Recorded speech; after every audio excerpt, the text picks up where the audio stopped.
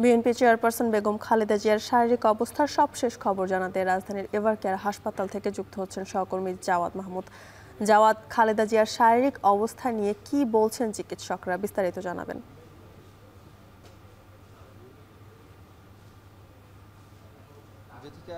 যদিও আরেকটি দিন পেরিয়ে ভোর হলো, কিন্তু গতকাল রাতে আমরা দেখেছি বেগম খালেদা জিয়ার ব্যক্তিগত চিকিৎসক ডাক্তার এজেডএম জাহিদ হোসেন এবং যিনি একই সাথে বিএনপি স্থায়ী কমিটির সদস্য, তিনি গণমাধ্যমে রাতে একটি ব্রিফ করেন এবং সেখানে তিনি জানান যে গত ২৭ তারিখ থেকে যেটি হয়েছে, তিনি তার যে শারীরিক অবস্থা তিনি একই ধরনের আছে, কিন্তু আরেকটি বিষয় তিনি উল্লেখ করেছেন যে বেগম খালেদা জিয়া যেই চিকিৎসা নিচ্ছেন সেটি তিনি গ্রহণ করতে পারছেন, অর্থাৎ ডাক্তাররা তাকে যেই চিকিৎসা দিচ্ছেন সেই চিকিৎসা তিনি গ্রহণ করতে পারছেন এবং দেশি বিদেশি যে চিকিৎসক রয়েছে, অর্থাৎ Begum Khaleda Zia John Hopkins University বা জন হপকিন্স বা মেডিকেল কলেজ হাসপাতালে তিনি যেই চিকিৎসা নিচ্ছিলেন সেখানে ডাক্তাররা তাকে এখানে সার্বক্ষণিক তত্ত্বাবধানে রাখছেন। এবং আরেকটি বিষয় হচ্ছে তিনি কিন্তু এই চলতি বছরেই লন্ডন ক্লিনিকে গিয়েছেন, অর্থাৎ উন্নত চিকিৎসার জন্য লন্ডন গিয়েছিলেন। সেখানে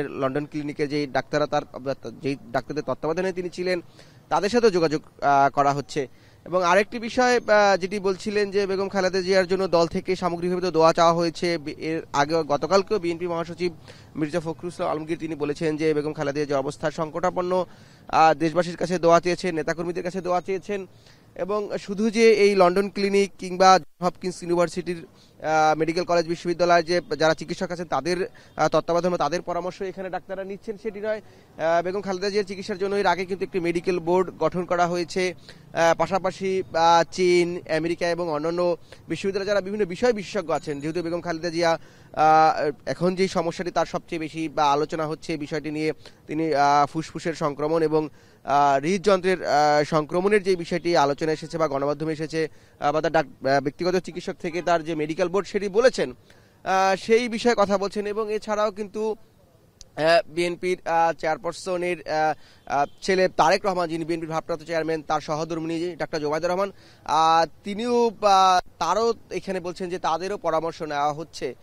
সামগ্রিকভাবে এখন পর্যন্ত যেটি জানা যাচ্ছে যে গতকাল পর্যন্ত বেগম খালেদা জিয়ার যেটি বলছিলেন তার ব্যক্তিগত চিকিৎসক ডাক্তার এজেডএম জাহিদ, বেগম খালেদা জিয়ারকে চিকিৎসকরা যে ধরনের চিকিৎসা দিচ্ছেন সেটি তিনি গ্রহণ করতে পারছেন এবং তার শারীরিক অবস্থা যদি আরেকটু উন্নতি হয় তাহলে তাকে পুনরায় আবার লন্ডনে নিয়ে যাওয়ার চিন্তা ভাবনা করছে তার পরিবার এবং বিশেষ করে দলের পক্ষ থেকে।